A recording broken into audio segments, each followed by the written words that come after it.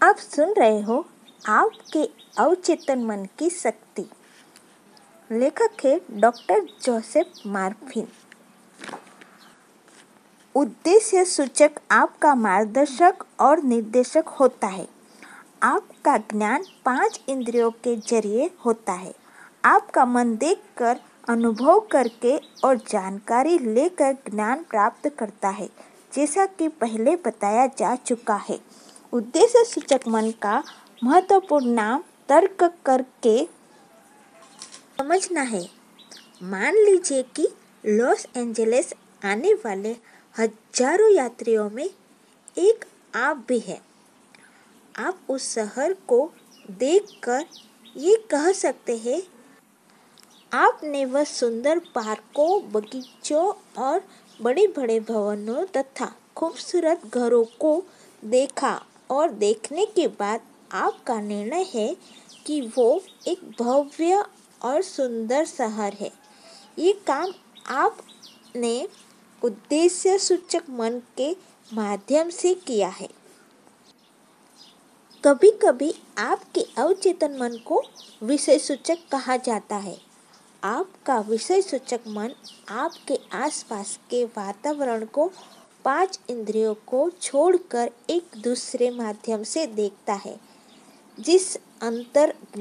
जिसे अंतर्ज्ञान अर्थात आध्यात्मिक ज्ञान या छठी इंद्रिय भी कहते हैं। ये अपनी भावनाओं, संवेदनाओं के अतिरिक्त अपनी स्मृतियों का स्टोर हाउस है। आपका विषय मूलक मन उस समय सबसे ज़्यादा कार्य करता है जब आपका उद्देश्य सूचक मन नहीं रहता।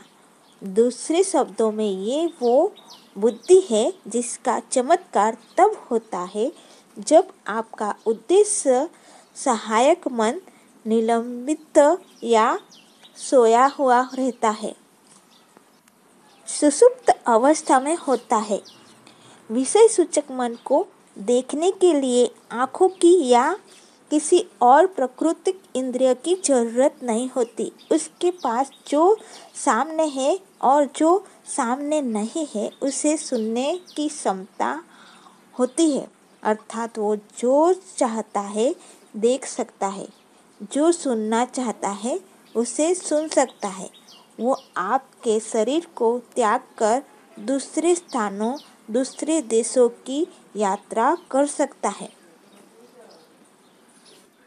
वो और वहाँ से जानकारी ला सकता है जो हूबहू सत्य होती है। मनोवैज्ञानिक इसे एस्ट्रेट ट्रैवलिंग कहते हैं। विषय सूचक मन के जरिए आप दूसरे की भावनाओं व विचारों को पढ़ सकते हैं। आप बंद लिफाफे के पत्र का विषय पढ़ सकते हैं, तिजोरी के बंद कागजों के। आपका विषय सूचक मन किसी संचार साधन के बिना दूसरे व्यक्ति के मन की बात जान सकता है।